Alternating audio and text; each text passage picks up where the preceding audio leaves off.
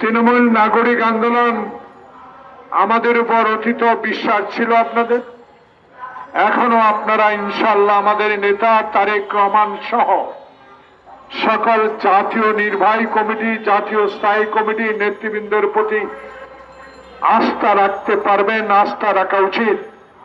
অতীতে এই দল কারো সাথে বেইমানি করে নাই, অতীতে এই দল কোন জনগণের সাথে বিশ্বাসঘাতকতা করে নাই। তারই প্রমাণ আজকে তারেক রহমানের প্রতি মানুষের যে আস্থা বিগত দিনে সৃষ্টি হয়েছে, তারই প্রমাণ ৭১ সালে যেই দেশের স্বাধীনতা ঘোষণা করার পক্ষে একটি লোক খুঁজে পায় নাই, সেই শহীদ প্রেসিডেন্ট জিয়াউর রহমান স্বাধীনতা ঘোষণা করেছিলেন। আর একটি দল যারা স্বাধীনতা বিরোধী আন্দোলনে ছিল, আজকে তাদের নিয়ে আমাদের হারুন রশিদ অনেক কথা বলেছেন।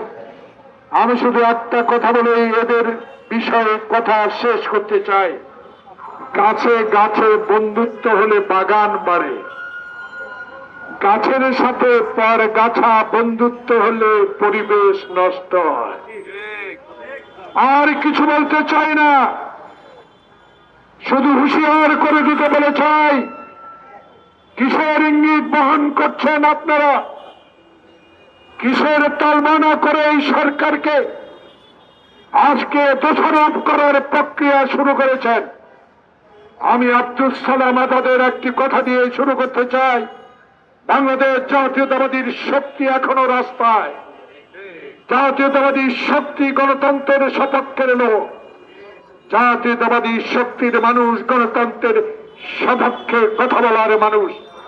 তাই আজকে আমরা আপনাদেরকে অভয় দিতে পারি। এই সরকার ডক্টর প্রফেসর মোহাম্মদ ইউনূস বাংলাদেশের একজন গ্রহণযোগ্য ব্যক্তি। সেদিন জুলাই আগস্টের বিপ্লবের পরে জনগণ, ছাত্র জনতার বিশ্বাস নিয়ে আপনাকে এই দায়িত্ব দেওয়া হয়েছে। এই দায়িত্বের প্রতি আপনি একটুকু দয়া করে অবহেলা করার প্রচেষ্টা করা থেকে বিরত থাকতে হবে। যারা আপনার কানে কানে কথা বলে এই ছাত্র বৈষম্যী জনতার আন্দোলনকে আবার আওয়ামী লীগকে পুনর্বাসিত করার হীন চেষ্টা করছে, তাদের বিরুদ্ধে আপনাকে রুখে দাঁড়াতে হবে। আমরা ক্ষমতায় যেতে চাই না। আমার নেতা তারেক রহমান বলেছে, নুরুল হুদা, আউয়াল আর রকিবুল হুদার মতো নির্বাচন কমিশন দিয়ে এমন নির্বাচন আমরা ক্ষমতায় যেতে চাই না।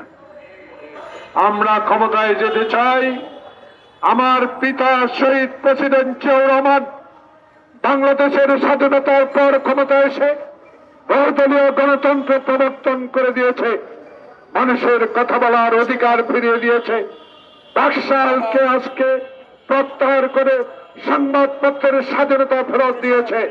সেই নেতার সন্তান তারেক রহমান বলেছে, আমি মৃত ব্যক্তির ভোটে এবং দিনের ভোটের পরিবর্তে রাতের ভোটে ক্ষমতায় যেতে চাই না।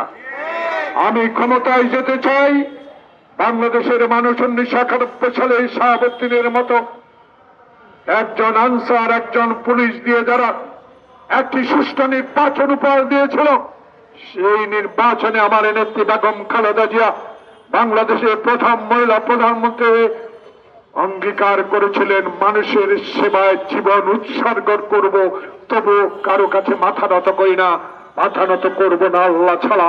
তার প্রমাণ একসাথে বলে 10টি বছর রাস্তায় আন্দোলন করে, স্বৈরাচার বিরোধী আন্দোলন করে গণতন্ত্র পুনরুদ্ধার করেছেন।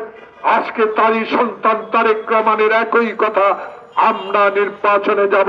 তারা বিগত 16 বছর শেখ হাসিনার অত্যাচারে জর্জরিত, যারা বিগত 16 বছরে গণতন্ত্রের কথা মুখে আনতে পারে নাই, যারা বিগত 16 বছরে সত্যিকার অর্থে গণতন্ত্রের কথা বলার সাথে সাথে গ্রেপ্তার করেছে, গুম করেছে, আয়না করে নিয়ে মাসের পর মাস আটকে রেখে নির্যাতন করেছে, তাদের প্রতি সম্মান করে আমরা ডক্টর মোহাম্মদ ইউনূসকে সমর্থন দিয়েছি।